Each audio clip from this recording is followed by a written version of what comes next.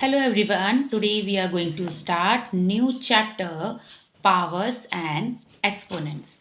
So बच्चों आज हम powers and exponents chapter start करेंगे बट चैप्टर स्टार्ट करने से पहले हम एक इंट्रोडक्शन वीडियो ये वाला देखेंगे जिसमें कि आपको इसका कॉन्सेप्ट क्लियर हो जाएगा।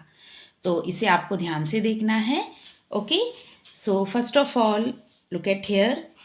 ये मैंने एक नंबर लिखा है 10 और इसके ऊपर मैंने एक छोटा सा नंबर लिख दिया है 4। सो इस नंबर को हम कैसे रीड करते हैं? देखिए, इसको रीड करने के लिए हम कहेंगे 10 रेज टू पावर 4। ये जो नंबर के ऊपर छोटा सा नंबर जो हम लिखते हैं इसको हम कहते हैं पावर। इसको हम कहते हैं पावर। हम इसे पावर भी कहते हैं और हम इसे एक्सपोनेंट भी बोलते हैं, एक्सपोनेंट। और हम इसे इंडेक्स भी बोलते हैं। ओके, ये जो छोटा सा नंबर है ऊपर इसे हम पावर या एक्सपोनेंट या इंडेक्स इन तीनों में से कुछ भी बोल सकते हैं, बट मोस्टली हम पावर वर्ड यूज़ करते हैं। ओके, और ये जो 10 नंबर है इसको हम कहते हैं बेस। क्या बोलते हैं? बेस। ओके, सो अगेन दोबारा से हम इसे रीड करेंगे 10 रेज टू पावर 4। और हम इस नंबर को इस तरह भी लिख सकते हैं 10 इंटू 10 इंटू 10 इंटू 10, यानी कि 10 की पावर 4 है तो यानी 10 4 टाइम्स है। इसे हम इस तरह 10 रेज टू पावर 4 इस तरह भी लिख सकते हैं। सो बच्चों, ये होती है हमारी एक्सपोनेंशियल पावर। तो इसे हम क्या लिखेंगे? ये देखिए, एक्सपोनेंशियल पावर। ओके, ये है एक्सपोनेंशियल पावर। या अगर कभी भी आपको कोई नंबर दे दिया जाए और उसके लिए कहा जाए कि इसे एक्सपोनेंशियल फॉर्म में लिखना है तो आपको इस टाइप में लिखना है। अंडरस्टूड? अब हम एक एग्जाम्पल के थ्रू समझते हैं। यहाँ पे मैंने एक नंबर ले लिया है 512। ओके, अब इसके लिए आपसे कहा गया है कि आपको एक्सपोनेंशियल फॉर्म में इसे प्रेजेंट करना है। ओके, तो इसके लिए क्या करेंगे? आप इसे पहले इसके फैक्टर्स बनाएंगे। प्राइम फैक्टराइजेशन मेथड के थ्रू आप इसके फैक्टर्स बनाइए। 512 है। ओके, तो हम इसके फैक्टर्स बनाएंगे। 2 2 ज़ा 4, 2 5 ज़ा 10, 2 6 ज़ा 12, फिर 2 से 2 1 ज़ा 2, 2 2 ज़ा 4, 2 8 ज़ा 16, अगेन 2 2 6 ज़ा 12, 2 4 ज़ा 8, 2 3 ज़ा 6, 2 2 ज़ा 4, 2 1 ज़ा 2, 2 6 ज़ा 12, 2 8 ज़ा 16, 2 4 ज़ा 8, 2 2 ज़ा 4 एंड 2 1 ज़ा 2। ओके, 1 2 3 4 5 6 7 8 9 टाइम्स 2 आया है। Then you will write like this 1 2 3 4 5 6 7 8 9 times आपने 2 लिख दिया। ये है इसके फैक्टर्स। अब ये क्योंकि कितनी बार है, अब इतना लंबा लिखने के बजाय आप इसे ऐसे लिख सकते हैं 2 raise to the power 9। Okay, now it is completed. Now let's start laws of exponents. अब हम लॉज को समझेंगे, यानी कि इससे रिलेटेड कुछ बेसिक रूल्स और फॉर्मूले जो होते हैं वो हम समझेंगे। अंडरस्टूड?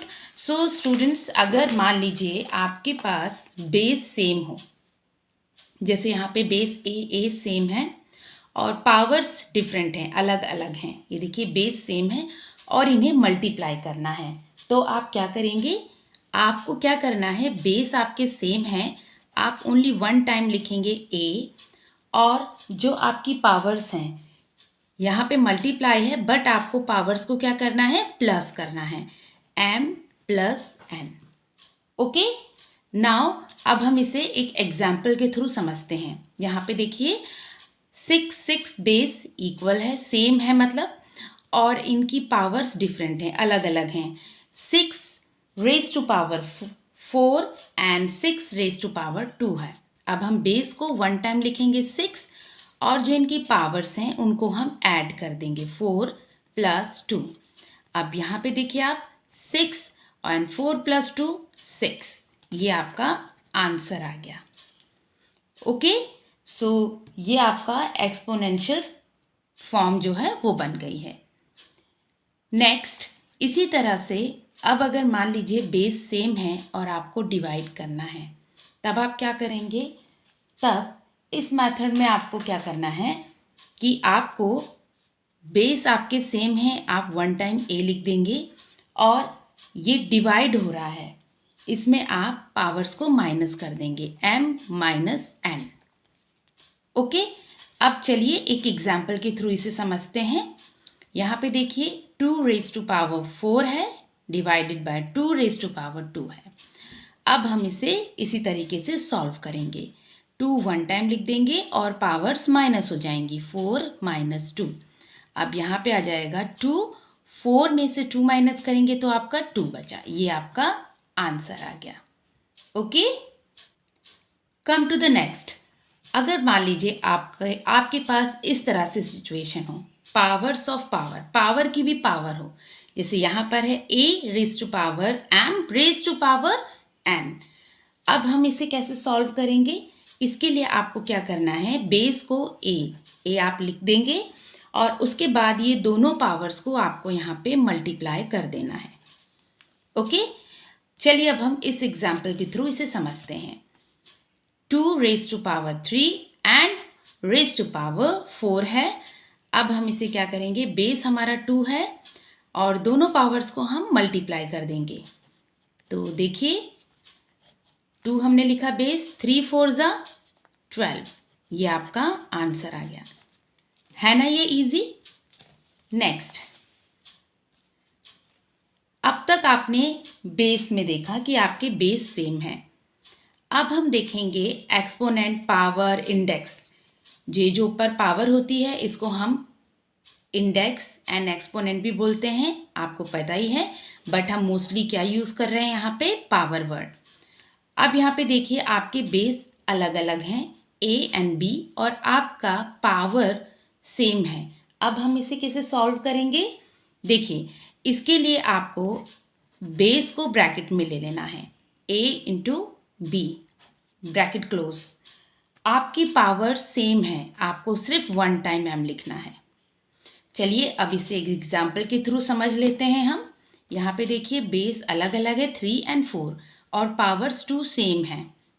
अब हम यहाँ पे इन्हें ब्रैकेट में ले लेंगे, 3 × 4, पावर्स आर सेम, हम इन्हें 1 टाइम खाली 2 लिखेंगे, अंदर 3 4